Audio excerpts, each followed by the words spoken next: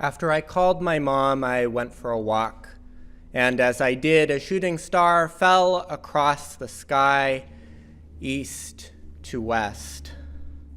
So I guess that's a good enough sign. I wrote this note to myself 5 years after I came out. It was a transcendent evening, a Friday the 13th, liberating and frightening, and I expected that would be it.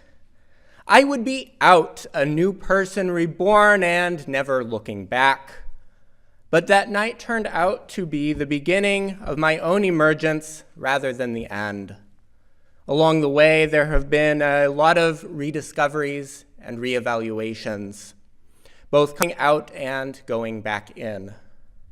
But what has always remained the constant in this is the space to just be. Frequently, these spaces of sanctuary have been Unitarian Universalist communities, and I can't tell the stories of coming into myself without telling of these spaces. The second and last time I remember coming out was in the UU Fellowship of Ames, the Sunday after I called my mom.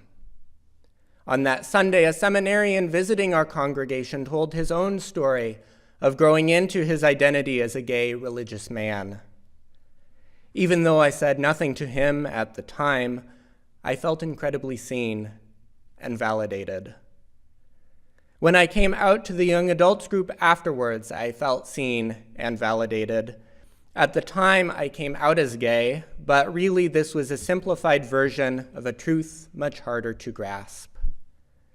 In the months after coming out, the initial excitement lost its glimmer. On the one hand, I think I felt a kind of disappointment. Coming out gave way to an awkward silence of not knowing where to go from here. On the other hand, as I continued to grow into a deeper understanding of myself, I pulled at the threads of my gender and sexuality, and the more I pulled, the more I watched the identity of a gay man unravel before me. At different times since then, I have said that I was pansexual, bisexual, genderqueer, non-binary, all of these more fully grasping the truth I knew deep inside, but had no real words or concept for when I first spoke up about myself. But each coming out has always faded in my memory against the backdrop of those first formative experiences. I only remember the first times that I came out, even though really I have come out so many times and in so many ways since then. I can never remember those conversations, the telling people who I am. What I remember far more often are all the times I've come in. All the times I've grown into a deeper understanding of myself, all the quiet pushing through to a new understanding. All the moments of grace where I have shared space with people who just let me be.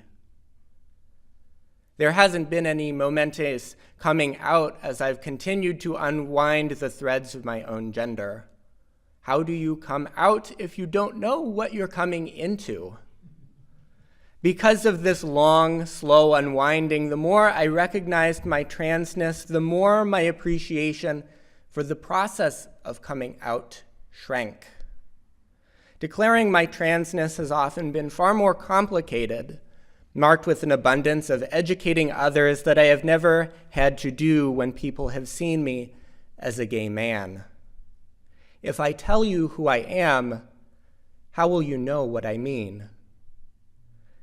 I can see our communities growing into the knowledge of gender's expansiveness, but still there's so much to do. I don't remember the first time I told someone I was trans.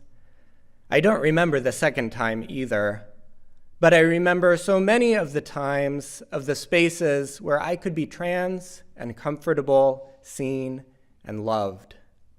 I remember the places where I could paint my nails, wear the clothes that I wanted, use the pronouns that fit.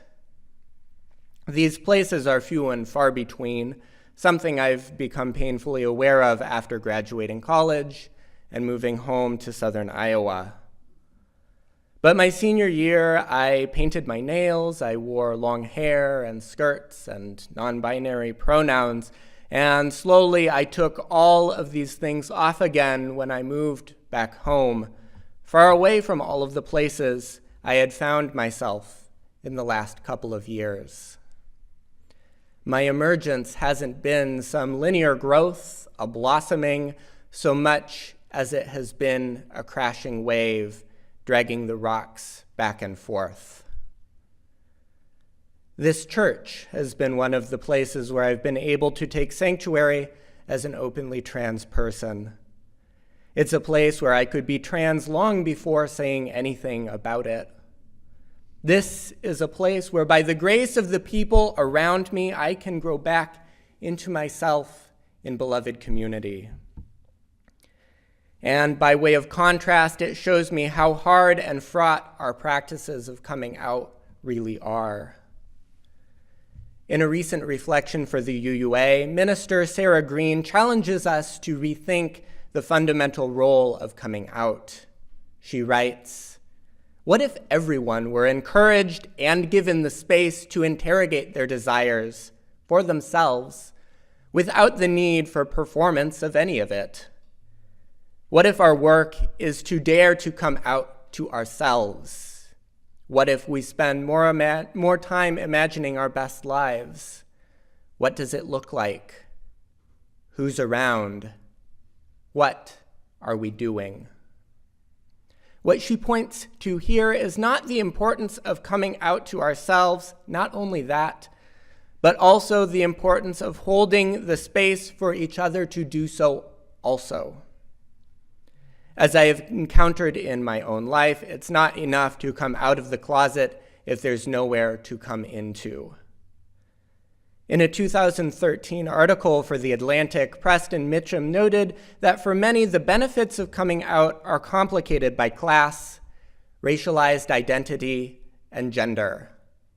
And we know how the systems of our world treat and exclude our trans siblings, our working class siblings, our siblings of color. In my own life, I have taken sanctuary in communities that held space for me and my unspoken complexities.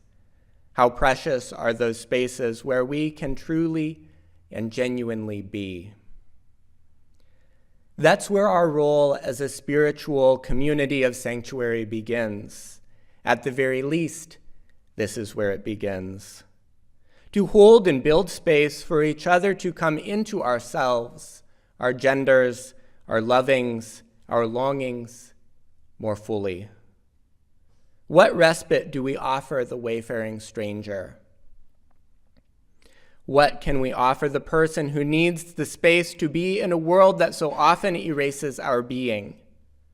What does this look like? Who's around? What are we doing? As I have grown in this space, I want to hold space for others growing, even as I figure out how better to do that. For those of us who have come into ourselves and through that found a way out, we've got to support each other by listening, by being there for each other. For those of us who have never had to come in or out, we've got to listen more deeply, to stand up and step back to hold open that space. Let this be our call to action. I've heard so many people in my life talk about the never-ending nature of coming out that is more of an opening up than a capping off. And I've certainly found that in my own life. Amidst all of this coming and going, I've been nurtured by a place to simply be, to rest. I know I can't say this is a restful place for everyone, but I can work and listen to make it more so. As I have come into my own emergence, may we all hold space for each other's coming in.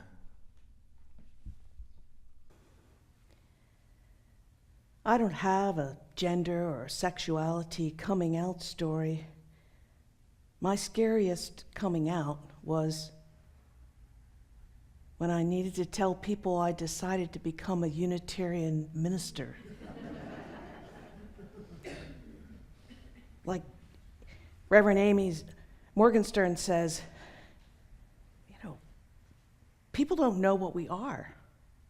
So it was a little scary to announce that I was called to the ministry when that terminology and the whole idea of serving as a minister created assumptions in people's minds, assumptions that were quite different from who I am. Unitarian Universalism's history is itself a long journey of creative interchange. It began nearly 500 years ago with the first glimmer of the idea that each person has inherent worth, that each person has a unique understanding of their place in the cosmos and how they fill it with meaning. That journey of creative interchange is the reason we are today a religion where people with different beliefs covenant together as one faith. That 500-year-old idea has blossomed into a religion that recognizes us all as wayfaring strangers and invites us into a lifelong journey of growth and the ability to support each other's unique way of being in the world. At this stage of my journey, I'm beginning to know that I want my life to be something more than just a homily on toleration. I want the full iris of our living tradition in my eye. And in this moment, I'm beginning to understand that there is significance to identifying myself as a cisgender, heterosexual woman. Cisgender, not trans. Cisgender, the gender assigned to me at birth, is the one I claim for myself now. Until recently, it didn't occur to me that there's a reason to specify my gender identity or my pronouns. It seemed so obvious. But I've been on this journey of creative interchange, and at each stage I've become just a little more woke, a tiny bit.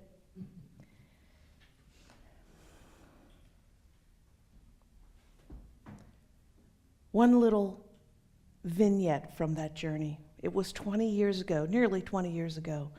The bookkeeper was a gray-haired, kindly woman who seemed a bit frail. I was charmed to learn that Leah, who shared many qualities with my grandmother, was in a relationship with another woman. Love, it's not confined to the young. At some point, someone mentioned to me that Leah was a male to female transgender. To me, it was no big deal, and maybe I took pride in that attitude. But as long as I saw Leah as simply a sweet, grandmotherly woman, I was keeping her two-dimensional, a shallow stereotype of the whole of who she was. So one day, I went into the storeroom to get a box of supplies that was on a high shelf. With the confidence of youth and health, I stretched for it. It teetered. It toppled. But Leah was there. She was taller than me and stronger. She caught the box and saved me from a concussion. She said, "Careful, that's heavy." All my instincts said that I should be saving her from the falling box because grandmother. Then I realized Leah was more. Yes, sweet and gray-haired and frail seeming, also tall and strong and competent and with more upper body strength. And Leah, in the presence of a rapidly falling box, was conditioned to save the life of a short, seemingly frail woman. In that instant, I began to understand that I'd simplified Leah to understand her as like me, or like my grandmother. That simplification erased most of Leah's personal history. Her childhood as a little boy, as Lee, her years of marriage and fatherhood, his long years of feeling not who he was. It wasn't a coming out those years, but a coming into, moving from Lee to Leah, not overnight, but in a long stretch of nights and days and wondering. Then something happened that gave me another glimmer of the whole of Leah's self. She was hospitalized. And the ugly reality of our society's assumptions about gender and love made that bleak experience even more painful. The woman Leah loved couldn't visit her in intensive care. Bad enough, but worse. In the hospital, Leah was Lee again. To the doctors, the nurses, the bean counters, she was he. I'm her minister, I said. I'm here to visit her. Leah.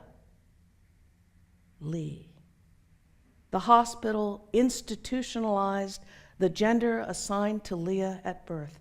Leah herself was denied at every turn. Every cheery greeting, every serious consultation was directed at someone she was not. Not long after Leah left the hospital, she and the love of her life decided to get married. They asked me to officiate. Of course, at that time, same-sex marriage was not a civil right. Can you get a license? I wondered. Leah laughed. All I have to do is show them my birth certificate.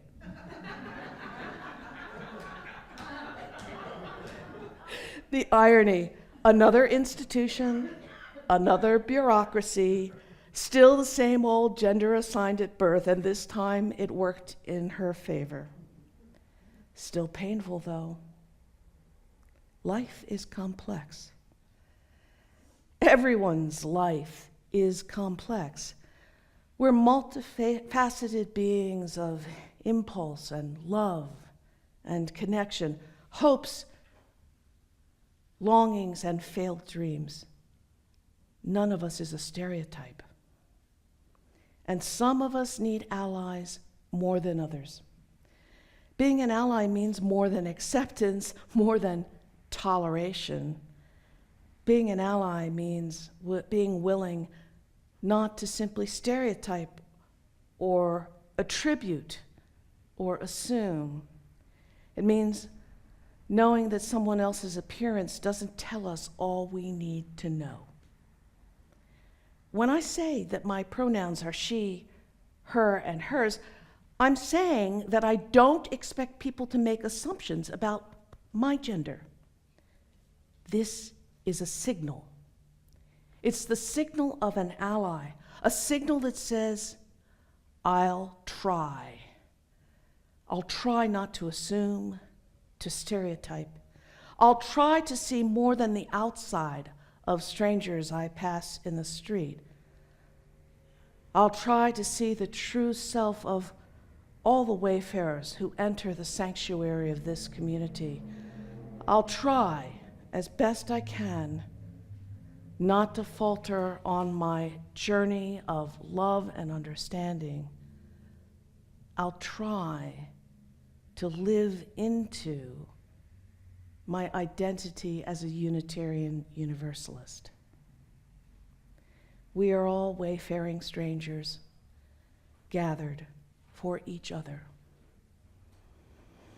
Blessed be.